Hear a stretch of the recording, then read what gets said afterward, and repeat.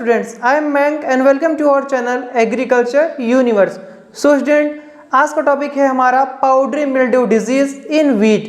Video को last तक जरूर देखिएगा, 110 आपका कॉन्सेप्ट क्लियर हो जाएगा। Let's start this video. Powdery mildew in wheat, यहाँ पर देखेंगे हम लोग स्टूडेंट पाउडरी मिल्ड्यू डिजीज़ क्या होता है हमारे वीट में, यानी कि हमारे गेहूं में। फर्स्ट ऑफ ऑल देखेंगे यहाँ पे हम लोग सिम्टम्स यानी कि लक्षण। इसमें आपका फर्स्ट पॉइंट क्या कहते हैं, white to greyish powdery spot on leaves, stem and heads. यहाँ पे बताया जा रहा है कि सफ़ेद से भूरा पाउडरी स्पॉट आपको देखने को मिलेगा ऑन लीव्स, पत्तियों पर, तनों पर और प्लांट हेड्स पर। ओके, नेक्स्ट पॉइंट क्या कहते हैं, spots can collapse covering large area. Spot जो होंगे आपके, जो धब्बे होंगे वह कोलैप्स हो जाएंगे और लार्ज एरिया भी वह कवर करेंगे। कौन? आपकी जो स्पॉट है आपके लीव्स पे, स्टीम पे, हेड पे, तीनों की बात कर रहे हैं यहाँ पे। थर्ड पॉइंट क्या कहते हैं, इन्फेक्टेड एरिया में टर्न येलो एंड डाई। और जो इन्फेक्टेड एरिया है वह पीले रंग का हो जाएगा और मर जाएंगे। वहाँ के जो पार्ट है यानी कि जो लीव्स हैं येलो हो जाएगा, इसके बाद वो डेड हो जाएगा। कहने का मतलब ये है। तो हम लोग यहाँ पे पढ़ रहे हैं सिम्टम्स के बारे में, यानी कि लक्षण कैसा दिखाई देगा गेहूं के पौधे पर जब आपका ये पाउडरी मिल्ड्यू रोग लगेगा। तो greyish to powdery spot first में हम लोग देखिए लगेंगे आपके लीव्स में, स्टीम पे, हेड्स पे। सेकेंड देखिए कि जो धब्बे हैं वो आपके कोलैप्स हो जाएंगे, बहुत ज़्यादा एरिया कवर करेंगे। थर्ड यहाँ पे आपको बताया गया कि जो इन्फेक्टेड एरिया है वह आगे पीला हो जाएगा, उसके बाद वहाँ की जो सेल है, वहाँ के जो आपके पार्ट है वो डेड कर जाएंगे, डाई हो जाएंगे। नेक्स्ट यहाँ पे लास्ट पॉइंट क्या कहते हैं, severe infection can lead to stunted growth and reduced yield. यानी कि बहुत ज़्यादा गंभीर बीमारी अगर इन्फेक्शन हो जाता है तो इससे क्या होगा, उनकी स्टंटेड ग्रोथ यानी कि जो ग्रोथ है पौधे की, प्लांट की, वह रुक जाएगी। जो हमारा वीट क्रॉप इसकी जो ग्रोथ है वह रुक जाएगी एंड रिड्यूस यील्ड, और आपको जो उपज है वह भी कम मिलेगा। सारे पॉइंट्स क्लियर हो गए यहाँ पे। चलिए देखते हैं हम लोग नेक्स्ट एटियोलॉजी। नेक्स्ट यहाँ पे देखेंगे हम लोग student aetiology. First of all यहाँ पे है आपका point, caused by the fungal pathogen Blumeria graminis. यहाँ पे आपका स्पेसिस ट्रीटी की दिया हुआ है, यानी कि फर्स्ट ऑफ ऑल ये तो हम लोग क्या है, फंगल डिजीज है। किसके द्वारा कॉज करती है, ये ब्लूमेरिया ग्रामीन्स के द्वारा। इंपॉर्टेंट है, एग्जाम पॉइंट ऑफ व्यू से इंपॉर्टेंट है। आप तो यार इसको कर लीजिएगा, कई बार क्वेश्चन आता है, डायरेक्ट आ जाएगा आपका कि नहीं। आप बताइए इटियोलॉजी क्या है इनका, तो आपको बताना पड़ेगा कि नहीं ब्लूमेरिया ग्रामीन्स है। ओके, तो ये हो गया आपका। नेक्स्ट पॉइंट क्या कहते हैं, favours cool humid condition with moderate temperature 15 to 22 degree Celsius. यहाँ पर बताया जा रहा है कि इनका जो फेवर किस कंडीशन को फेवर करते हैं, कूल कंडीशन को, ह्यूमिड कंडीशन को, with moderate temperature. Moderate temperature है लगभग कितना, 15 से लेके 22 डिग्री सेल्सियस, यानी कि 15 से लेके 22 degree Celsius. That's clear. Next last यहाँ पे बात करना है, spread by weed born conidia spores. यहाँ पर बताया जा रहा है कि ये किसके द्वारा फैलते हैं, यह फैलते हैं आपके वीड बॉर्न, विंड बॉर्न के द्वारा। कोनिडिया स्पोर जो आपके बीजाणु हैं इनके द्वारा ये क्या करते हैं, फैलते हैं, स्प्रेड होते हैं। That's clear. चलिए नेक्स्ट यहाँ पे देखेंगे अब हम लोग स्टूडेंट डिजीज साइकिल, यानी कि बीमारी कैसे जन्म ले रही है। फर्स्ट ऑफ ऑल यहाँ पे देखेंगे हम लोग ओवर विंटरिंग, जिसमें आपका दिया गया है, the fungus survive as mycelium और cleistothecia sexual fruiting bodies on plant debris और वॉलंटियर वीट। यहाँ पर देखिए बताया जा रहा है कि बहुत ज़्यादा जब ठंडी लगती है तभी आपके जो फंगस हैं वो फैलेंगे। द फंगस सर्वाइव, जो फंगस है वो सर्वाइव करेंगे एज माइसीलियम के रूप में और क्लेस्थोसिया के रूप में सेक्सुअल फ्रूटिंग बॉडीज़ में, और प्लांट डेब्रिस, जो प्लांट डेब्रिस है, जो पौधे के कड़ रह जा रहे हैं उनमें क्या करेंगे, वो सर्वाइव करेंगे। और वॉलंटियर वीट, जो वॉलंटियर वीट हैं उनमें भी वो सर्वाइव करेंगे। That's clear. ये हो गया आपका ओवर विंटरिंग में वो क्या करेंगे, सर्वाइव करेंगे जो फंगस हो गए हमारे। सेकंड क्या कह रहे हैं, infection. In spring conidia are produced and dispersed by wind to new wheat plant. Spring मौसम में क्या होगा, आपका जो कोनिडिया है वह प्रोड्यूस्ड होगा और डिस्पर्ड होगा बाई विंड के द्वारा, यानी कि हवा के द्वारा, वायु के द्वारा, टू न्यू व्हीट प्लांट, नए गेहूं के पौधे पर जाएगा, डिस्पर्ड हो जाएगा, मतलब कि फैल जाएगा और उनको भी इन्फेक्ट कर देगा। That's clear. चलिए देखते हैं नेक्स्ट थर्ड पॉइंट। थर्ड है हमारा student colonisation. Conidia germinate on the leaf surface. Conidia जो होते हैं वो जर्मिनेट करते हैं लीफ के सरफेस पे, forming mycelium and producing more conidia, और फॉर्मिंग करते हैं माइसीलियम, माइसीलियम फॉर्म करेंगे एंड प्रोड्यूसिंग मोर कोनिडिया, और बहुत ज़्यादा कोनिडिया क्या करेंगे वो प्रोड्यूस करेंगे।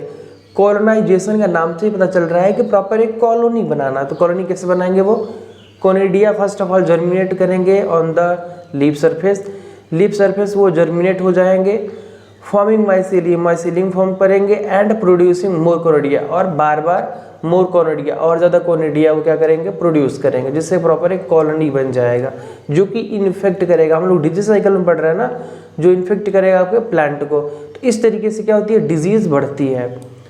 फोर्थ यहाँ लास्ट देखेंगे हम लोग reproduction. Continuous production and dispersal of conidia lead to secondary infection throughout the growing season। यहाँ बताया जा रहा है रिप्रोडक्शन में कंटिन्यूस प्रोडक्शन, लगातार जो पैदावार होगा, एंड डिस्पर्सल ऑफ कोनिडिया, यानी कि डिस्पर्स कोनिडिया जो है वो डिस्पर्स होगा एक प्लांट से दूसरे plant, leads to secondary infection, इससे सेकेंडरी इन्फेक्शन फैलेगा throughout the growing season, लगातार जैसे जैसे सीजन बढ़ता जाएगा। देखिए इसको इजी लैंग्वेज समझते हैं हम। रिप्रोडक्शन बताया गया कॉन्टिन्यूस प्रोडक्शन, यानी कि लगातार पैदावार अगर हो रहा है, डिस्पर्सल ऑफ कोनिडिया, कोनिडिया भी डिस्पर्स हो रही है एक प्लांट से दूसरे प्लांट में, तो वो इन्फेक्शन आपका बढ़ता जाएगा, सेकेंडरी इन्फेक्शन बढ़ता जाएगा, जिससे आपका पूरा सीजन सब कुछ खराब रहेगा। That's clear. नेक्स्ट है यहाँ पे देखेंगे हम लोग मैनेजमेंट, यानी कि प्रबंधन, डिजीज मैनेजमेंट। आपकी जो बीमारी है उसको कैसे प्रबंधन करेंगे। फर्स्ट पॉइंट यहाँ पे आपका लिखा गया है कल्चरल प्रैक्टिसेस, जिसमें आपका फर्स्ट पॉइंट है यूज रेजिस्टेंट व्हीट वेराइटी। हम लोग फर्स्ट ऑफ ऑल क्या इस्तेमाल करेंगे, कल्चरल प्रैक्टिसेस में फर्स्ट पॉइंट आपका लिखा गया है रेजिस्टेंट वेराइटी का हम लोग इस्तेमाल करेंगे, रेजिस्टेंट व्हीट वेराइटी का, जिससे क्या होगा डिजीज सप्रेस होगा, यानी कि डिजीज को प्रिवेंट करेगा वो। तो ये हो गया हमारा। नेक्स्ट सेकेंड क्या है, rotate crop to avoid planting wheat after wheat, यानी कि हम लोग क्रॉप रोटेशन करेंगे और अवॉइड करेंगे प्लांटिंग व्हीट आफ्टर व्हीट, यानी कि जो गेहूं के बाद डायरेक्ट लोग गेहूं फिर से लगा देते हैं, तो उस चीज़ को हम लोग क्या करेंगे अवॉइड करेंगे, क्रॉप को रोटेट करेंगे। दैट्स क्लियर, यहाँ पे ये हो गया। नेक्स्ट पॉइंट क्या है,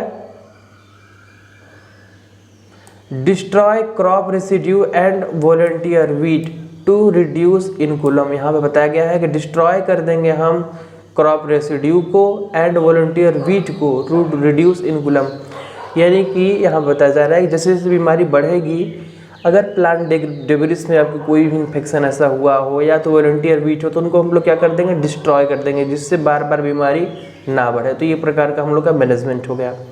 नेक्स्ट पॉइंट क्या कहते हैं लास्ट हमारे कल्चरल प्रैक्टिसेस में, optimise plant density to improve air circulation. यहाँ बताया जा रहा है कि हम लोग प्लांट डेंसिटी का भी अनुकूलित इस्तेमाल करेंगे, जिससे कि एयर सर्कुलेशन प्रॉपर बने रहे। जब एयर सर्कुलेशन बना रहेगा तो डिजीज़ जो है वो आपकी ज़्यादा इफेक्ट नहीं करेंगी। तो ये हो गया हमारा। चलिए देखते हैं नेक्स्ट पॉइंट। नेक्स्ट पॉइंट लिखा गया है स्टूडेंट आपका केमिकल कंट्रोल। अब हम लोग केमिकली कंट्रोल करेंगे डिजीज़ को। फर्स्ट पॉइंट आपका लिखा गया है अप्लाई फंगिसाइड, फंगिसाइड अप्लाई करेंगे। एग्जाम्पल आपको दिया गया है triazoles, strobilurins at the first sign of disease and as needed based on disease pressure. देखिए हमें बताया गया है फंगिसाइड का फर्स्ट ऑफ ऑल अप्लाई करेंगे हम लोग, जैसे कि आपका एग्जांपल दिया गया है triazole, strobilurins at the first sign of disease. जैसे ही पहला आपको साइन, जैसा आपको चिन्ह दिखे कि बीमारी फैल रही है, हम लोग क्या करेंगे इस्तेमाल करेंगे फंगिसाइड का। And as needed based on disease pressure, यानी कि जितना आपको नीड रहेगा उसी की आवश्यकता अनुसार हम लोग क्या करेंगे अप्लाई करेंगे फंगिसाइड का। बस इतनी सी बात यहाँ पे कह रहे हैं केमिकल कंट्रोल में। नेक्स्ट यहाँ पे बायोलॉजिकल कंट्रोल है हमारा। बायोलॉजिकल कंट्रोल में क्या है, फर्स्ट पॉइंट है आपका use biological fungicide and antagonistic organism though less commonly practised. यहाँ पे बताया जा रहा है कि हम लोग इस्तेमाल करेंगे बायोलॉजिकल फंगिसाइड का, प्रॉपर जो आपका जैविक जो फंगिसाइड उसका हम लोग इस्तेमाल करेंगे। And antagonistic organism, antagonistic organism का मतलब ऐसे ऑर्गेनिज्म जो कि इफेक्ट होने से रोकेंगे आपको डिजीज वगैरह को, ये हो गया। थ्रू लेस कॉमनली प्रैक्टिसेस, जिससे कि आपके जो प्रैक्टिसेस हों वो अच्छे से हो जाएं और डिजीज अफेक्ट ना करें। ये हो गया हमारा बायोलॉजिकल कंट्रोल।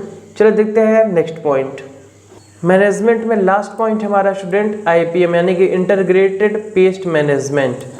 आपके यहाँ पे लिखा गया है, पॉइंट है combine cultural, chemical and biological method for effective control. यहाँ पे हम लोग इस्तेमाल करेंगे कल्चरल मेथड का, जैसे कि हम लोग पढ़ चुके हैं, केमिकल मेथड का, बायोलॉजिकल मेथड का, ताकि इफेक्टिव तरीके से हम लोग कंट्रोल कर पाएँ डिजीज़ को। सो स्टूडेंट, इसी के साथ आज का वीडियो हमारा कंप्लीट होता है। होप आपको वीडियो पसंद आया होगा। अगर कोई भी कन्फ्यूजन रहता है माइंड में किसी पर्टिकुलर टॉपिक को लेके, लाइन को लेके, कोई भी ऐसा जो आपको न समझ में आ रहा हो हमारे किसी भी वीडियो में, तो आप प्लीज़ कमेंट कर दिया करिए और बता दिया करिए कि भैया इसमें प्रॉब्लम है, ये चीज़ थोड़ा समझा दीजिए, तो मैं आपको रिजल्यूशन प्रोवाइड कर दूंगा। ऐसे हमारी वीडियो कंटिन्यू अभी रहेंगी। थोड़ा पिछले टाइम्स वीडियो नहीं आ रही थी, बट अब कंटिन्यू हम लोग का वीडियो 1-2 दिन में कंटिन्यू वीडियो आती रहेंगी और कोशिश यही है कि सिलेबस ये वाला हमारा जल्दी से जल्दी कंप्लीट हो जाए। ओके, फिर मिलते हैं नेक्स्ट वीडियो में बेस्ट लेक्चर के साथ। तब तक के लिए बाय बाय, टेक केयर।